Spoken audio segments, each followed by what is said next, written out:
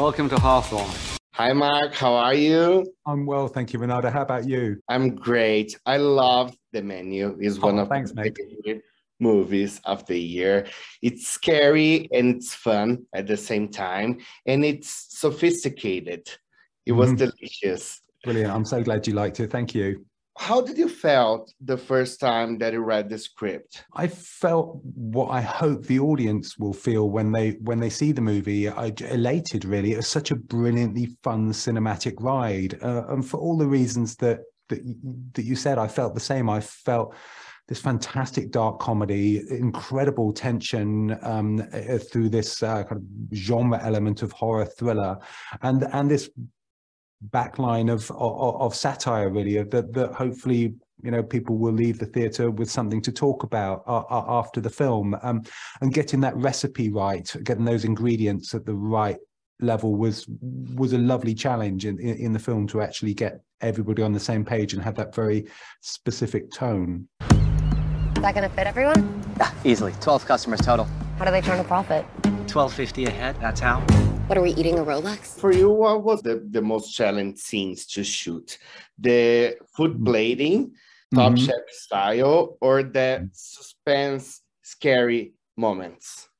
I think with a lot of the food shots, the real kind of food porn, Top Chef, chef's table shots, the answer to that was actually just to work with the world's best. So we sent the script to this brilliant world-class artist, Dominique Crenn. She has 3 Michelin stars and is literally one of the best chefs on the planet. And Dominique loved the script and came across and basically worked with us to basically oversee everything in our kitchen, the way our cooks behaved, everything they were doing, and designed the actual ingredients and the look of all our food dishes.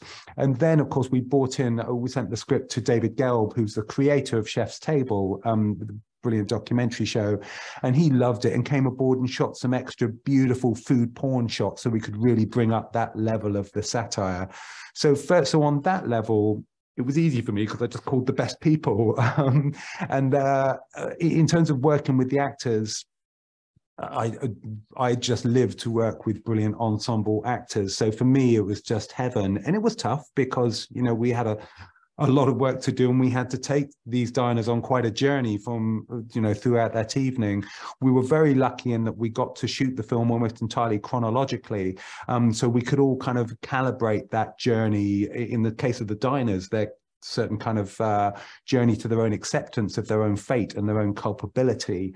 They could take that ride together, and we could calibrate and play with that relationship between Rafe and Anya's characters, the heart of the film, really, the backbone of it, the duel between them as she tries to outwit him to escape her fate here.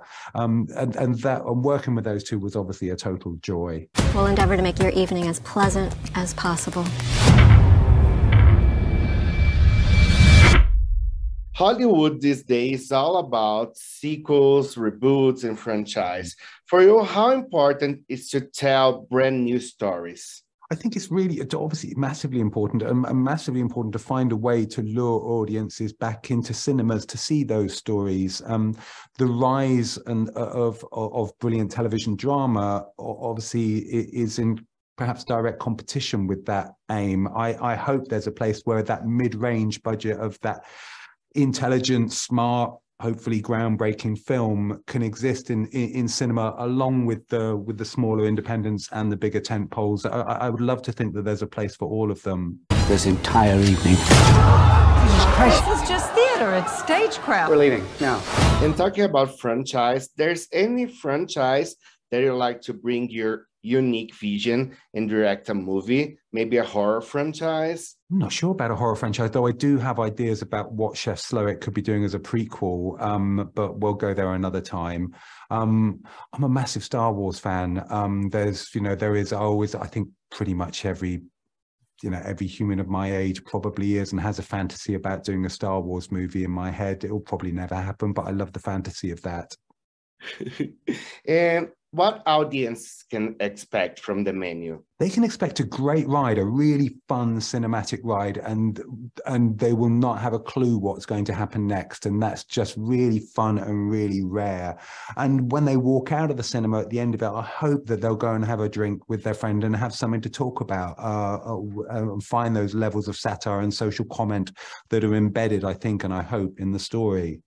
Thank you very much, Mark. I love the movie, and I hope to talk to you again, maybe in a Star Wars junket. See you That'd be good. Let's make that happen. Thank you. It's all part of the menu. It's okay. No, we're gonna die tonight. Yes, we are. Yeah.